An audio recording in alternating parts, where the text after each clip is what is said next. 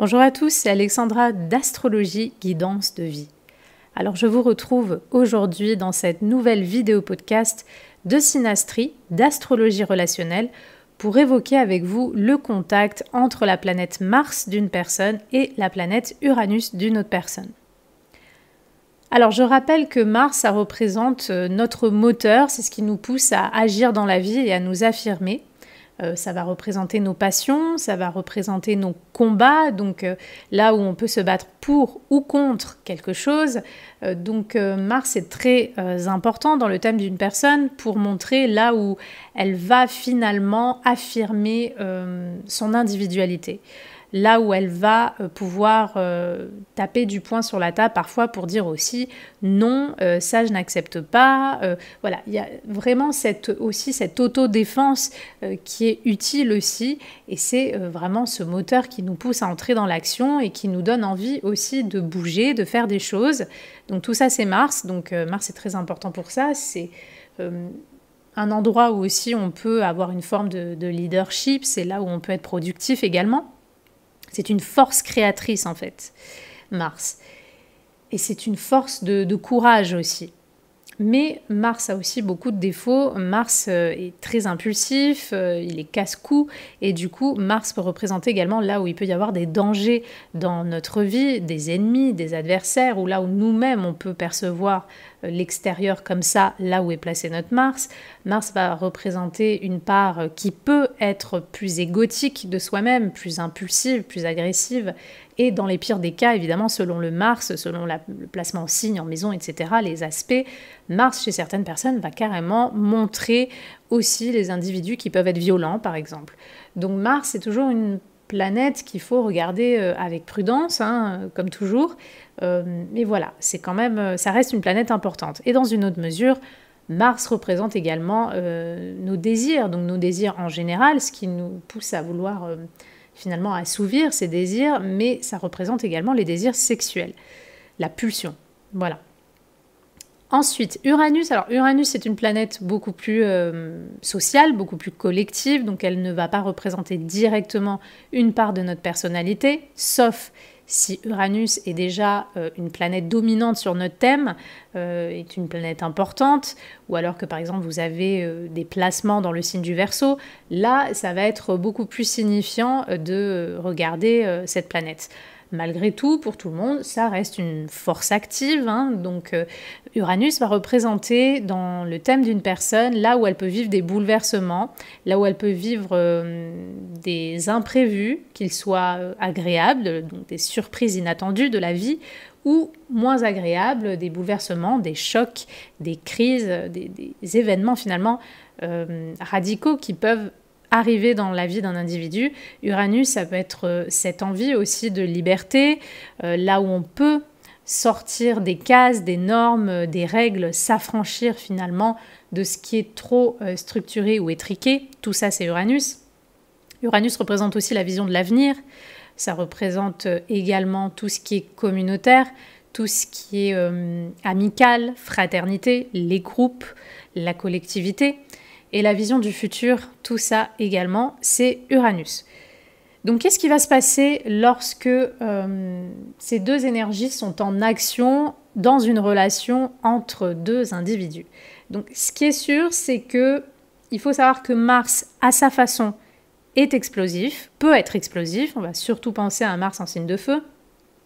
Et Uranus, à sa façon aussi, va être explosif. Donc c'est sûr que c'est un contact qu'il faut voir un petit peu, voilà, il faut un peu voir comment il agit entre deux personnes parce que ça peut amener beaucoup de tension, beaucoup d'irritabilité, je dirais. Et disons que ce contact va être un peu épineux si on a déjà affaire à des individus qui sont naturellement d'un tempérament impulsif, impatient, nerveux, voire même hystérique, excessif. Dans ces cas-là, si on a déjà deux individus ou au moins l'un des deux qui a cette tendance-là dans sa nature propre, dans sa personnalité, dans ce cas-là, ce contact pourrait être dangereux parce qu'il va, si vous voulez, amplifier chez les deux ou au moins à minima chez l'un des deux cette nature explosive, impulsive, impatiente. Si vous voulez, les actions et les réactions dans ce genre de contact peuvent être très vives, peuvent être très brutales, peuvent être inattendues. Et du coup, ça peut créer beaucoup de soucis. Mais comme d'habitude, je vais évoquer tout d'abord les côtés positifs de ce genre de contact, de ce qu'il peut amener entre deux personnes. Et ensuite, je vais appuyer et détailler un peu plus les aspects moins sympas que peut amener ce genre de contact. Donc, au positif, Mars-Uranus dans le thème, dans la synastrie entre deux personnes. Donc, encore une fois, les aspects positifs vont davantage se voir avec un aspect, par exemple, de trigone, de sextile, parfois de conjonction, mais la conjonction reste quand même un aspect très puissant, donc ça sera toujours 50-50. Donc dans les bons côtés de ce contact, ça peut être un contact qui, pour une raison ou une autre, peu importe l'histoire qui va être à l'œuvre entre deux personnes, le contact va être très excitant. Il peut y avoir quelque chose qui est très très excitant entre deux personnes. Donc bien sûr, pour certaines personnes, ça va être très excitant sur le plan sexuel, pour le peu qu'il y ait une attraction mutuelle qui va se voir aussi par d'autres contacts entre leurs deux thèmes. Pour d'autres, ça peut être très excitant, je ne sais pas, sur un plan intellectuel, sur un plan de combat, je ne sais pas, pour être militant, voilà. Pour d'autres, ça va être très excitant au niveau d'apprendre une différence ou d'être motivé par la liberté de l'autre, l'affranchissement de l'autre. On va dire même quelqu'un qui a une nature un peu rebelle peut donner du fuel, peut pousser l'autre personne à être encore plus rebelle, à vouloir encore plus défendre des causes. Donc on se booste, on se motive mutuellement pour finalement nourrir une liberté d'action, pour engager des actions communes, des combats communs, défendre certaines causes ensemble. Donc voilà, sur un plan un petit peu oui, on peut dire du militantisme, manifester ensemble, des choses comme ça. Pour ce genre de relation, ça peut être très sympa, très excitant pour créer une œuvre ou un projet communautaire, pour créer ensemble ou tout simplement un projet complètement nouveau et différent.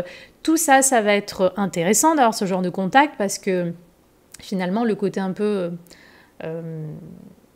innovant d'une personne peut booster aussi la force créatrice de l'autre et vice-versa. Donc on se motive mutuellement pour créer quelque chose de totalement nouveau, quelque chose qui va peut-être aussi changer la vision des choses, de la vie, d'une société.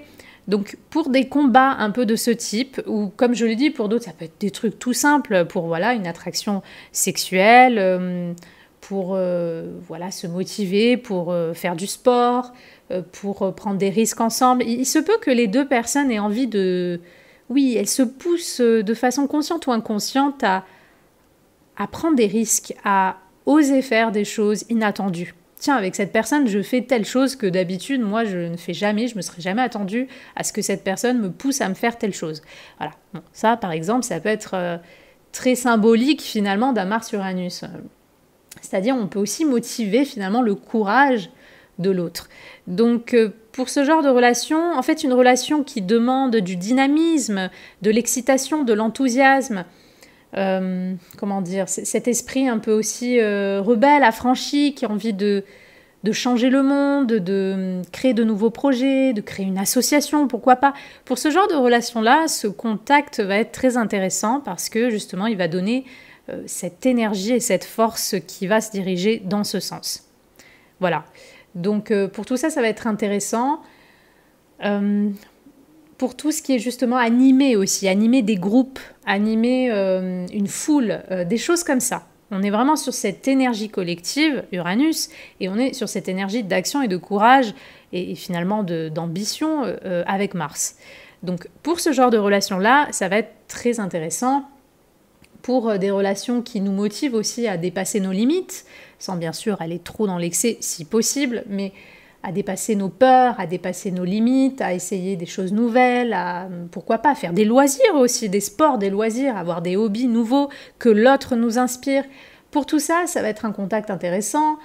pour voyager, bouger. Voilà, tout ce qui demande vraiment ce dynamisme, cette force, cette audace finalement. Ce contact entre deux personnes peut être très fertile, très enrichissant. Maintenant, il est vrai que, comme je l'ai dit en début de podcast, ça reste un contact qui est explosif, il faut le dire, parce qu'on est sur deux énergies très nerveuses, très impatientes, très électriques. Autant l'énergie de la planète Mars et l'énergie de la planète Uranus ne savent pas calmer les choses, ne savent pas faire les choses en douceur. C'est de l'instantané, c'est tout de suite.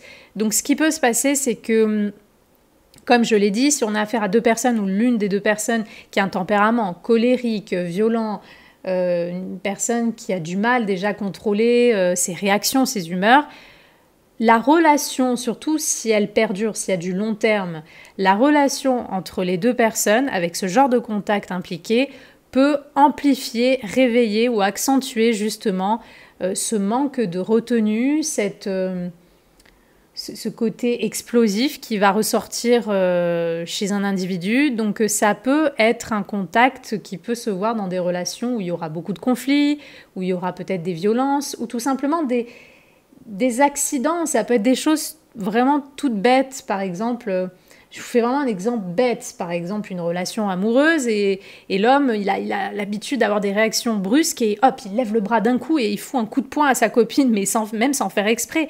C'est juste ce genre d'image que je vous donne pour vous dire qu'il y a cet aspect accidentel aussi qui peut se réveiller dans l'interaction. C'est-à-dire que oui, des fois, dans certains cas, il peut y avoir des violences réelles, enfin, je veux dire voulues, mais dans d'autres cas, ça peut même être des accidents tout bêtes où il peut y avoir des blessures qui sont impliquées au sein de la relation. Donc c'est toujours un contact, et puis comme je l'ai dit, souvent on se réveille quelque chose aussi, mutuellement. On se réveille quelque chose qui peut aller vers l'imprudence, qui peut aller vers le fait de prendre parfois trop de risques. Donc ce qui peut se passer aussi, c'est qu'on peut devenir beaucoup moins mesuré avec ce contact. Quand on a ça dans une relation, on peut prendre des risques parfois exagérés ou inutiles, et donc on peut se mettre en danger, que cela soit avec la personne en face, selon qui elle est, soit les deux personnes ensemble peuvent se mettre en danger par des activités qu'elles font, par des combats, mais parfois même des réactions excessives qu'elles se réveillent. Il y a une forme finalement de radicalité dans cette énergie. Donc ça reste un contact qui peut être explosif et où il peut y avoir beaucoup de conflits et de tensions qui sont entre les deux individus. Si on a un aspect par exemple de carré ou d'opposition, parfois peut-être que la personne Mars pourrait envier ou être en colère face à l'originalité ou alors l'indépendance de la personne Uranus. Par exemple, je ne sais pas, si on a affaire à quelqu'un, une personne Mars qui a un Mars très contrôlant et que la personne Uranus est très libre et n'accepte pas finalement le contrôle de la personne Mars, il peut y avoir des tensions de ce genre-là. Donc en fait, ce qui va se passer, c'est que voilà, il y a toujours cette dynamique de tension et d'explosivité qui est davantage appuyée par ce genre de contact. Donc c'est un contact qu'il faut quand même faire attention, surtout si l'orbe est serré, et encore plus dans le cadre d'une conjonction, d'un carré et d'une opposition. Voilà. Donc, c'est pas un contact... oui, ça peut être un contact qui est chaotique, mais c'est pas un contact en soi qui est dramatique non plus. Il faut, on va dire, le comparer, le considérer avec les autres éléments de la synastrie et surtout regarder si ce contact se fait en lien à des signes de feu. Là, s'il y a des signes de feu au milieu, ça peut être un peu plus tendu. Donc voilà, c'est un contact qui peut être intéressant, qui peut être excitant, qui peut être enrichissant, qui peut nous pousser à nous dépasser avec et ou en compagnie en fait de l'autre personne ou grâce à des choses qu'elle-même elle fait. Ça peut nous inspirer à nous dépasser sur certaines choses, mais ça reste un contact qui détient une énergie complètement imprévisible et complètement en fait électrique. C'est électrique entre les deux personnes. Donc il faut voir de quelle façon finalement cette tension et cette électricité va agir entre les deux individus pour voir comment finalement ça ça se répercute aussi sur les caractères et sur les événements des deux personnes. Donc voilà ce que je pouvais dire sur Mars et Uranus en synastrie. J'espère que ça vous aura plu et moi je vous dis à bientôt pour une prochaine vidéo.